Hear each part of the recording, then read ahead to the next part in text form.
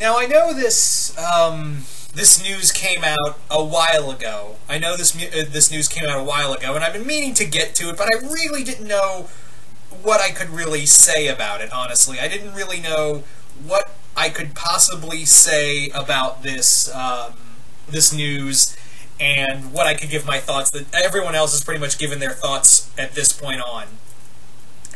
And that being, pretty much that, for those who are unaware, after, actually it starts in Action Comics number 1000. Starting in Action Comics 1000 and forward, Brian Michael Bendis, who later, a while ago, it was announced that Bendis would be moving on to DC, and we were all wondering what exactly Bendis is going to write for DC Comics.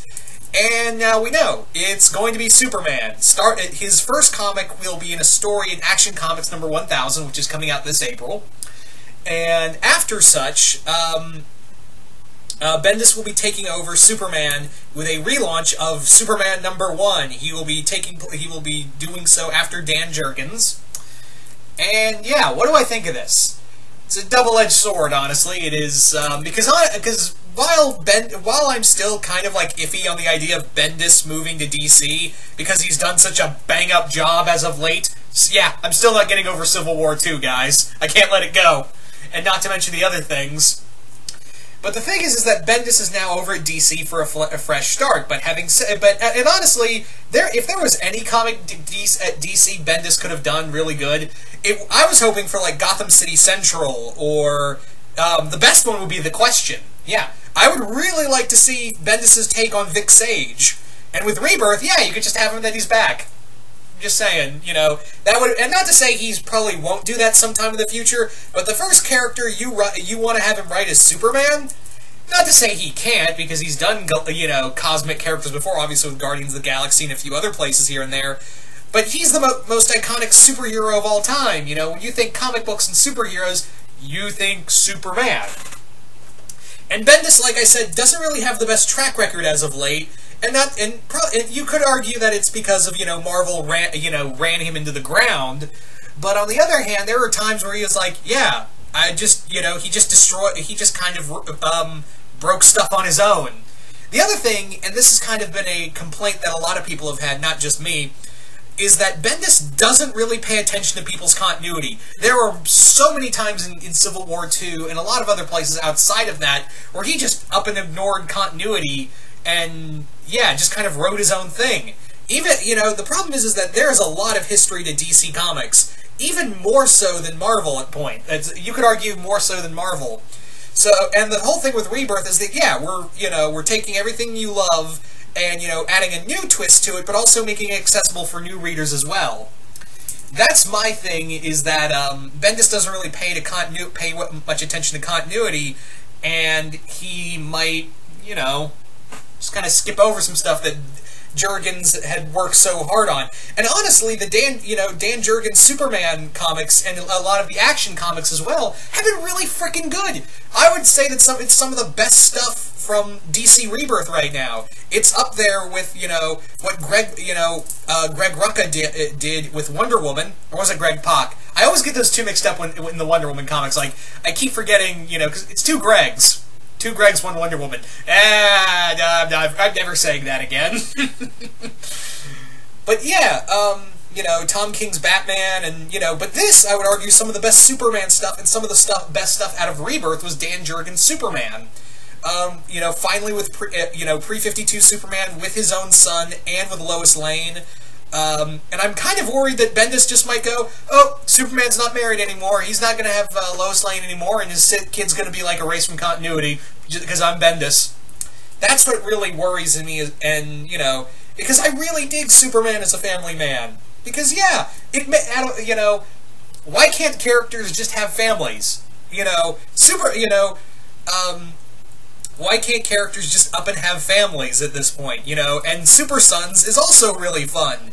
The best way to do, you know, it's kind of like Damian and John, Superman's son, John Kent.